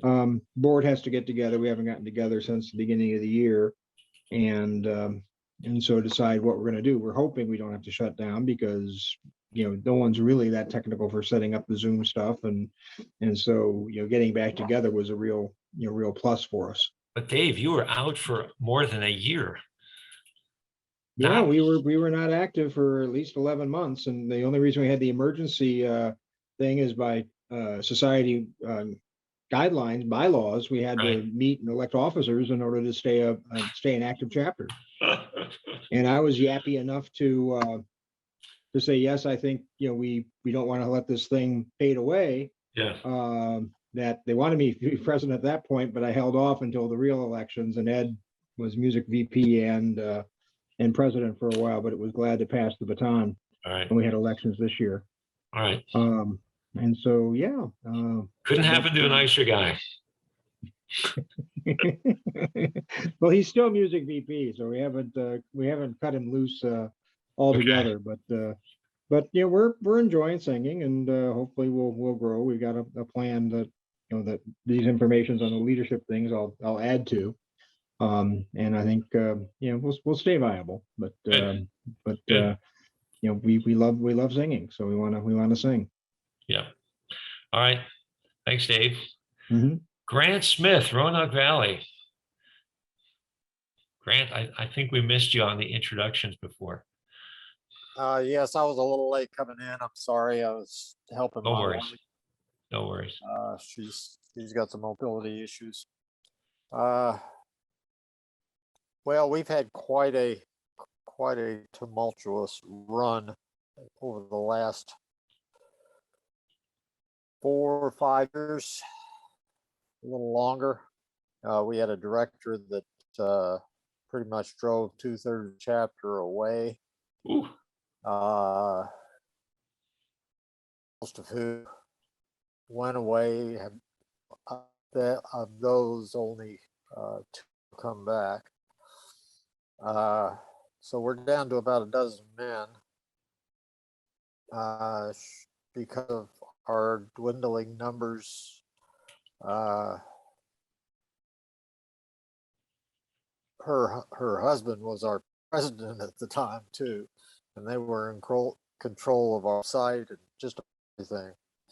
And so finally it got to the point, after not having a annual show for 3 years, that we just couldn't afford to pay her anymore, and it was kind of a blessing in disguise. So that was about 5 months before COVID, and so we told her we couldn't pay her anymore, and that's basically the way we fired her. So when we started Zooming, I took over as president after they left, and because I was the only current member of the chapter that had been president previously, so I was kind of defaulted in. We were in search of a director the 4 or 5 months prior to COVID, with a couple of applicants that didn't work out. Then started Zoom meetings. We didn't have a director, pretty much flying by the seat of our pants. I was very, very thankful to the Mid-Atlantic District members, previous directors that were no longer living in our area. Some good friends of mine in the 3 different districts I've been members of, 5 different corps total. And so now did that for till about the spring of this year. We were going to go back in once this thing settled, and the church that we were meeting in decided they didn't want us anymore in there because of failure to pay rent. During this time, we had sold all our mixing board, our amplifiers, our mics, everything. So we couldn't do the suggested drive-in type rehearsal, just to stay afloat and keep the bank account at least somewhat at a plus side. And we used basically Barbershop Harmony Society staff and these other people that I've known for years, including a former director that now lives in Richmond. And we're able to stay afloat that way, but there's 2 or 3 members that don't have the technology to Zoom, and there's a couple of others that just don't want to do it because they don't like it. And so once we got all our stuff out of the old church, found a new place to rehearse. We were rehearsing it in a patio in a backyard that was covered for about 2 months, and then found a new place that was a members church and started the director search again. And these guys don't like to be wearing masks. There was only about 3 of us that were masked in any of our meetings. I've got 2 members that are unvaccinated. I had 1 member that was fully vaccinated and boosted that just a couple months ago ended up with a breakthrough case. And we had to shut down again and go Zoom for a couple of weeks while he recovered. And then when the Omicron hit, we're back on Zoom again. All right. So, wow, there's a lot of stuff that's, hit you pretty hard here. I guess suggestions were, it seems like you've been through probably the worst of it already, but, just got to keep the faith here and, keep it going. There is light at the end of the tunnel. Well, I know there's a couple of chapters that have already folded that have gotten down to numbers even lower than we are. So at least we're above a dozen now. We just had a member move from Richmond to here. Okay. That is going to be starting to come to our live rehearsals when we get back live again. All right. Well, maybe you can pick up some ideas from the rest of the folks here tonight as well to take something back to your chapter and try some things out. Okay. All right. Mike from Rittenhouse. Hey everybody. So I don't know if you know our director, Eric Engelhardt. He kind of championed our Zoom efforts when we went on pause. He had a really good program going for the first couple months. We had real lively and well-attended sessions. He was bringing in judges, arrangers, a lot of people from the society at large.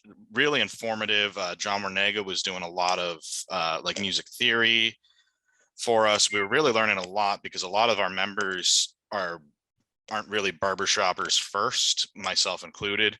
So, we were just singers who happened to find a kind of a convenient group and, liked liked what we showed up to when we first when we first got on the scene. So that was really good. But once it got back to fall and kind of back to school time last year, our numbers started dwindling on the calls. We did get back in person in June. Originally, we had been looking for outdoor rehearsal spaces. It's kind of tough because being in the city of Philadelphia, the city has a lot more stringent COVID guidelines than the state of Pennsylvania does. So we had to go vaccine required, and we've been back and forth on masked versus unmasked. So originally we were looking for outdoor spaces, park pavilions, things like that, because again, we're in the city. We don't really have, one, not all our members have cars, and two, there's not really quite enough parking lots anywhere where we can, go to a parking lot sing along. So we were looking at like the top of parking garages and, park pavilions, but it's tough because we're spread out. We've got people out in as far as Chester County, and we've got people in South Jersey. So we didn't really have a good central location other than the city itself to pick. So we got back in. We were able to bring our first couple of practices back in July were great. We had strong numbers. We had some guests. People were bringing friends. There was a big appetite. People who've been cooped up for a year to get out and do. Absolutely. Uh-oh, he froze. Damn it, Jim. Mike, come in. Mike's frozen. That's really weird. I mean, that was very sudden. Yeah, so hopefully it sounds like, the biggest challenge was with people not being in the city. If they're working from home that day, they weren't happened to be in the city for that evening to go to rehearsal, which was right down the street from where they are. Oh, you're back. Can you hear me? I don't know what that was. So so we were able to get back solid for about 2 months. Our director had to miss some time. Julian LaFleur from the Quintones filled in and actually almost used it as a student teaching opportunity. We were really hitting our stride. We were really getting some of our best social media presence we were having, really functioning well. And then the Delta hit and kind of everything grinded to a halt. So at this point, we're able to get about 10 people at a rehearsal on a best day. All right. It's kind of tough because sometimes we're not able to get everybody on a part, which makes rehearsal a little difficult.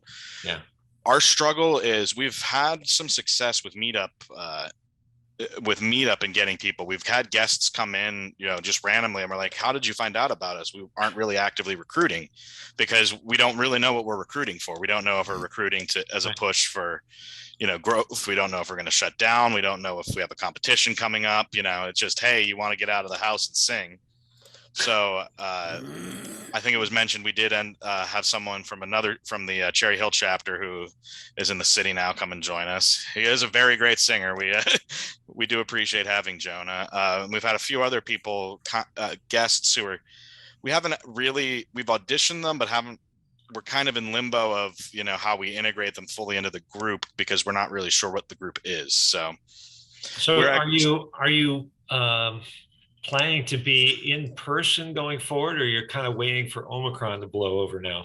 Yeah, we're back to Zoom starting last Tuesday. We're actually supposed to have a board meeting on Tuesday. So a lot of this is very helpful to go with the board and kind of, what do we want the group, go through some of these brainstorming exercises of what do we want the group to be, but we don't know how far off any of these, it's nice to say we want to be a competition chorus, or we want to make money doing rehearsals. We want to grow, but we're not really sure what that date is. So, yeah. Okay. That's interesting. Yeah. All right. Well, that's good. I mean, I want to know your secret to Meetup. So the one thing that we did find, we had Meetup going for a while, and like someone mentioned, there were only 2 people that were, and I guess it didn't look like anything, but we badgered people for about a month straight saying, join the Meetup, join the Meetup, join the Meetup. Because then once you have a critical mass of people, look like a functioning group as opposed to just this, like classified ad, I guess. Correct.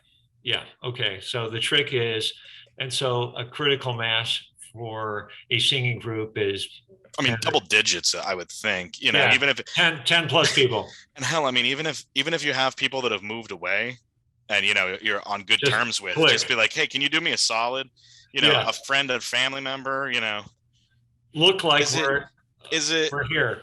Is it a Right. little shady? I don't think it really is. It's all in No. the name of recruiting, but just the bigger the numbers you are, I don't know if it's any like, any like algorithm kind of like Google where, it pushes you to the top of the Might page, be. or if it's just, somebody who's never heard of you looks at it and says, hey, this looks like a viable group. Okay. But like I say, Meetup's been our best thing because we're in limbo with recruiting. We're still not sure where the best place to recruit is.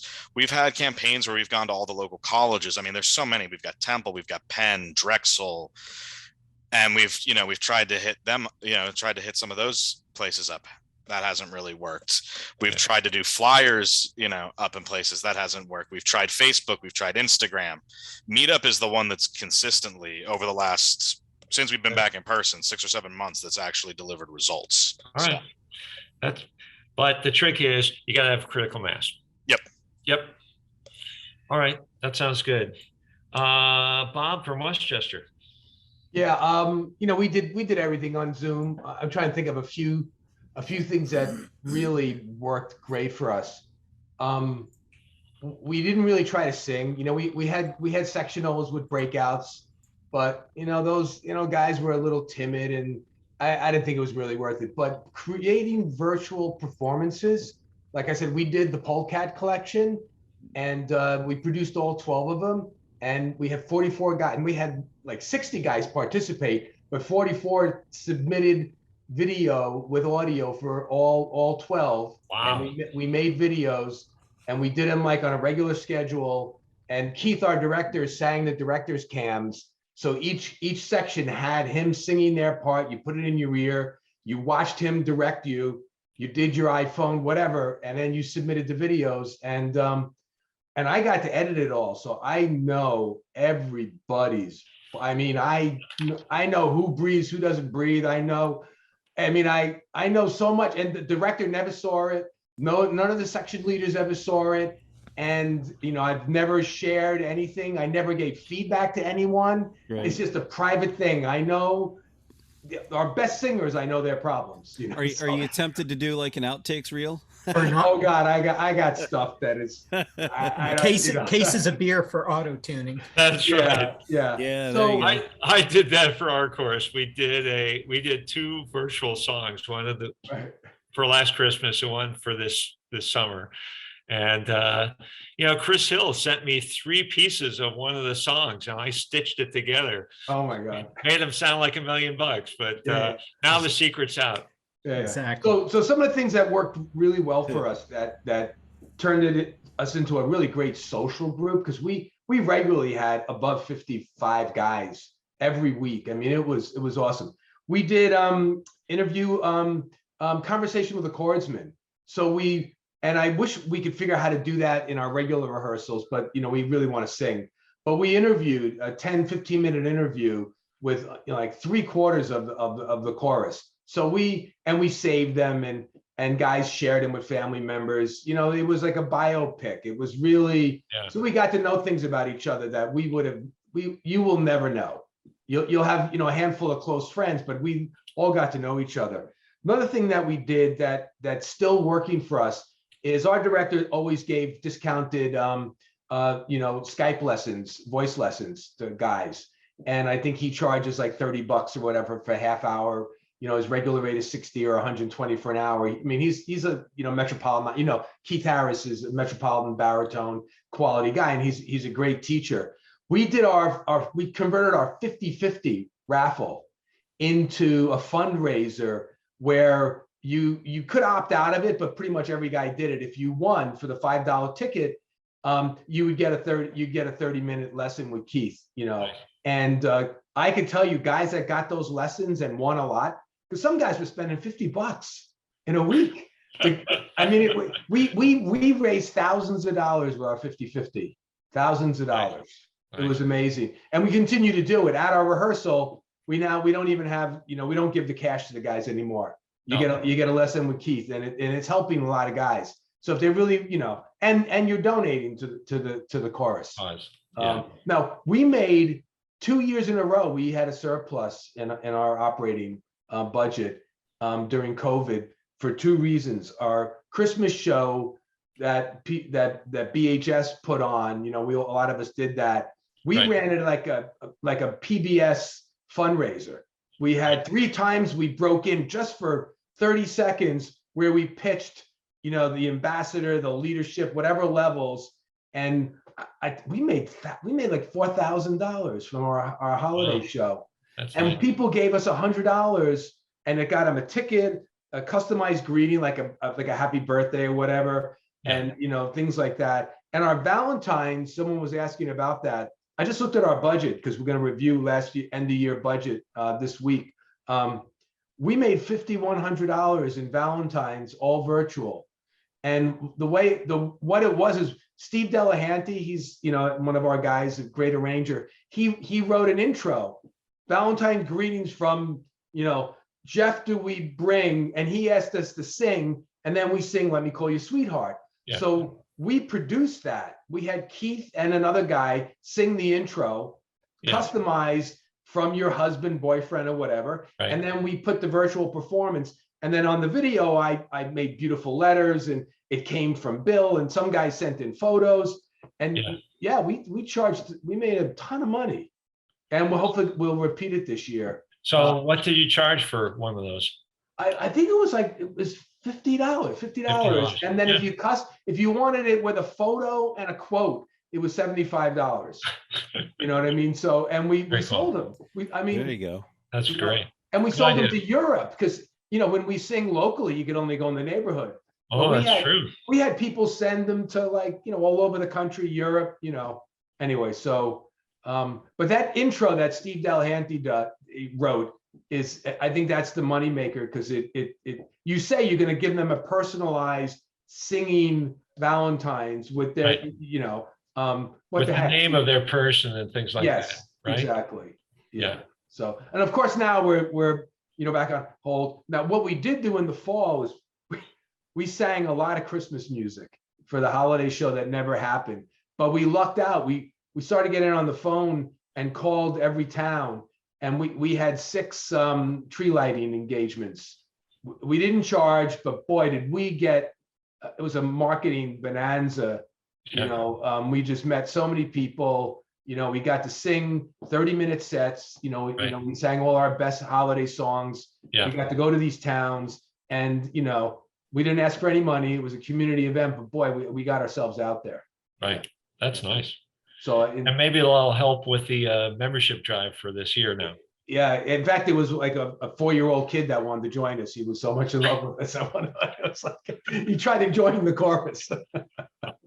Anyway, I think there's an age limit. Yeah. So what you do is you get his dad to show up. Exactly. So the acorn doesn't fall too far from the tree. So the other thing that we're doing is on that strategy of what you want to be. Yeah. We can't do shows this year. There's just so much uncertainty. We may do a low-key concert, you know, but we got to rent a hall that we could lose the money on because we cancel. Right. But what we're going to do is we're going to have a retreat. We're already looking like at a summer camp, and you could rent them in April and stuff in New England, and have a bonding weekend, and really focus on our membership, you know, as a social organization this year to make sure we stay together. That's great. No contest, because you can't. I mean, we're not good enough. Yeah. And the pressure would be too great. Shows you can't put costumes on. You can't. You know. Anyway, so regroup. That's great. Thank you. That's awesome. I love your energy. Last one I think I have is Tom from Charlottesville. And then whoever I missed. Well, thanks. So we're all of the above. There's so many things here that I've heard that are things that we've done. A couple of things. We had a female director who was really great, but had very high standards, and we weren't good enough for her, and she finally left because we weren't improving fast enough for her taste. And then, unfortunately, we had a couple of members who had musical talents, and one served as an interim because this COVID hit, and then he kind of withdrew. But we had another guy who's been with the chorus in various ways for many years, who has a church chorus, and he's really been great. He's working at a lower standard, more of fun singing, a lot of polecats and more traditional barbershop stuff that our guys know. and he's made the meetings really fun, and that's helped bring people together. I don't want to go through a lot about what we did on Zoom, but the main thing is, like others have said, the really unanticipated thing about doing Zoom was that we got to know each other so much better. And we would spend time talking, you know, you'd see people in their home, and it really produced more solidarity in our group than just standing on the risers and singing. We did do rehearsals with mics. You know, a couple of our members stepped up and just donated some of the hundreds of dollars we needed for that equipment. So we actually did all right financially. And we've had some sing outs, including about 4 paid gigs and then a couple of community sing outs that we did. But I love this idea of trying to set up more free gigs just to get out there. I think that's something we want to try doing. Yeah. We're facing, as far as the Omicron variant goes, we're having a big meeting tomorrow, a board meeting, to decide if we need to shut down. I have several members that don't want to come under this situation. One thing was simple. The church where we sing said absolutely everyone must be masked in our church, whatever you do. So we went ahead and I found some good singing masks available at a music store, and the chapter bought 15 masks, and then we sold them back to every member at cost, so that we all had decent singing masks. So I'm not sure what we'll decide. I personally don't feel there's high risk, and we have one member who's not vaccinated, and this has made other members say we don't want to come. But funny thing about Omicron is that even if you're vaccinated like me, double vaxxed and boosted, you can still carry it and still transmit it, and you don't even know it. Yeah. So it doesn't seem like the unvaccinated guy is stupid, in my opinion, and putting himself at risk. But I don't think he's putting everyone else at greater risk than anybody else right now. Yep. So I think that's about what I wanted to say. I don't. It's getting late. I don't want to keep it going, but I really appreciate it. It's been great to hear what all the experiences, positive and negative, and the takeaway. There's a lot I'm getting from this meeting. Thank you. Yeah. No, that's great. Thanks so much, Tom. Now, did I miss anybody? There's a mystery guy by the name of Mark, and I don't know what his last name is or what his chapter is, because he didn't fill any of that in. But he's on the. Maybe he's just lurking, and he's really a treasure in disguise. Here he comes. I am not lurking. I'm a very proud member of the Mid-Atlantic Frank Thorne chapter. Oh.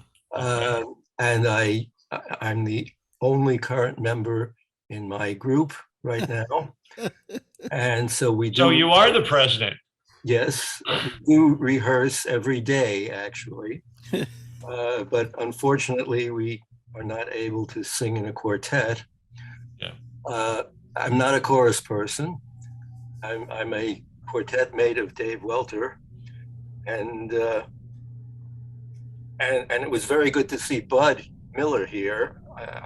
I knew Bud many years ago, and he hasn't aged a day in that time, which is amazing. But it's very interesting what I'm hearing from everybody. And I'm not quite sure what else to say. That's fine. That's fine. I've sung with the Manhattan chapter in New York on and off for many years. Okay. And thank you for doing this. I don't know. All right. Thanks, Mark. I appreciate your input, and hopefully we'll find 3 other guys to sing with soon. So, Jeff, I wanted to go for Bucks County, if you wouldn't mind. Yes, please. Well, I mean, Bucks oh, County, that's right. You were actually attending as the future president. That's right. I forgot. I was thinking, right? So, okay, Rob is just a facilitator. Please go. No. So I wear multiple hats here. So we had actually a pretty good success story for Bucks County. We never shut down per se. We stopped meeting in person and we pivoted to Zoom.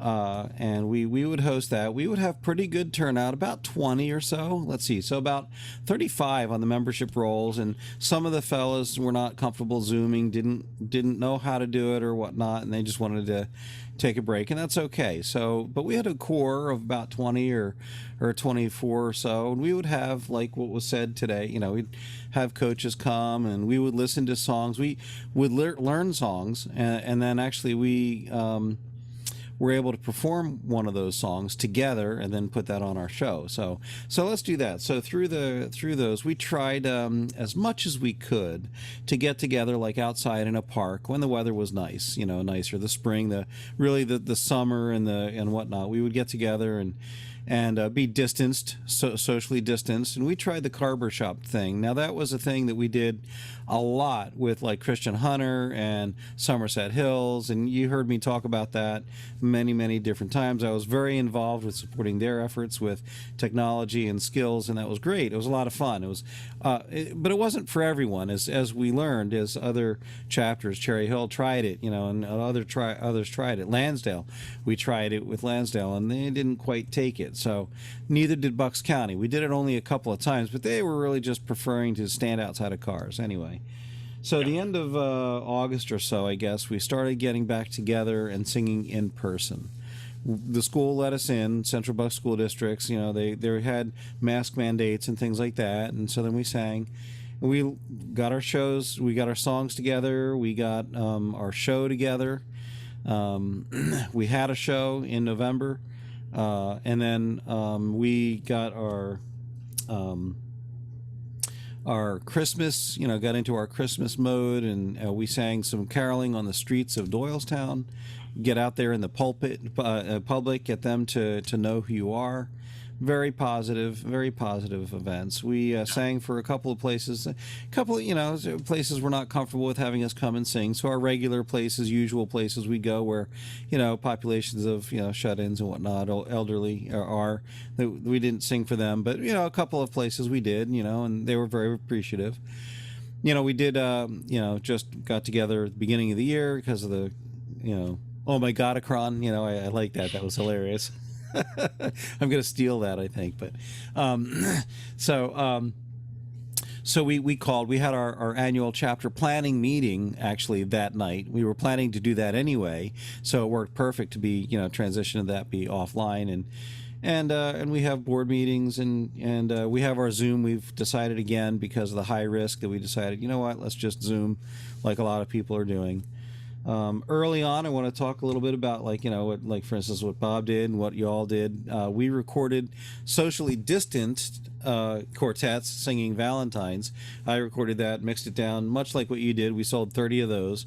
They were less, though, than our regular in person. I think we did like 2 in person, but it wasn't really great. We stood outside, you know, like, you know, across the street and sang to them. It was weird, but you know, but we chose, I think we charged like $30 for those, but we did, like, you know, 30 of them. So it was good, actually. We got some income from that last season before we shut down totally. So we tried to do, and really it comes down to, and this is, I think, the key, is that your organism, your singing organism, you know, your chorus, right?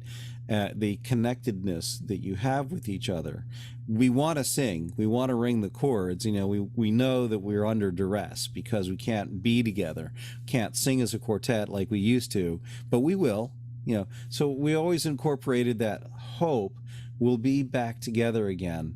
Let's just keep doing as much as we can do, and let's have a positive, you know, a positive experience. So we tried that, and that worked well. We had some members, like you mentioned, Jeff, you know, in one of your earlier slides, you know, there's some people that sort of fall away, and then we have people actually that joined us, and some other people that came back. You know, we had one guy he's retired now, and now he's back in person, which is really cool. So that's sort of the Bucks County story. We're doing whatever we can to try to connect with our audiences. We're going to do virtual Valentine's again. I don't know when we're going to record those or how, but we will. The way we leave it, usually when we were in person, and we did it this way, you know, is up to the person's option. So if a person, so vaccinated, we'd like you to, if you're going to come and sing in the chorus rehearsal, we think it's important that you be vaccinated. We're going to ask you to be vaccinated. We're not checking that, but just on your honor, be vaccinated. And, we'll wear masks as we need to. And then if you feel safe, the spread is low, you feel good and confident, then fine, great. Don't wear a mask. If you're not vaccinated, be masked. And if you don't want to come, or if you're sick, stay home. It's okay. We get it. Just stay home. How about that? Yeah. So because of the spread of the Omicron, the contagion that it is, I got sick. My whole family got sick. My son had some friends over here, and one of them brought it in, and now they're all sick. And, I'll be honest, I'm happy I have it, so I didn't get boosted. I should have gotten boosted, but, now I have it. It's like a bad head cold. Okay. And I'm better. 99%. Not, listen, I'm not a doctor, nor do I play one on TV, right? So, like what Jeff said earlier, but I'm happy that I have it, because now I'll have that maybe natural immunity, and I got better. So, yeah, and that's my story, and I'm sticking to it. So we're looking forward to this year to see what we can do. That's good. Thanks, Rob. And I'm sorry for completely forgetting that you're the No, that's okay. I'll catch up with you later. Oh yeah, I'm sure. No, it's okay. I give you a pass because you highlighted the Mad Leadership Academy YouTube channel, which I'm very happy to have. And oh my God, that's awesome, buddy. Got the you did an awesome job and putting that together. Thank you. You even put nice little intros and little music on the front end and blah blah blah. It's crazy good. Thank you. And so we're expecting nothing less for the 2022 Leadership Academy sessions. That's right. Yeah, this year is green. If you saw that theme, so I'm going to use that same green. So it's they'll all right. go together as a set. So I think pretty much we're at the end of our time, unless somebody has something else to say. I want to thank everyone for spending, almost 2.5 hours with us without a potty break, which is amazing for all us old guys.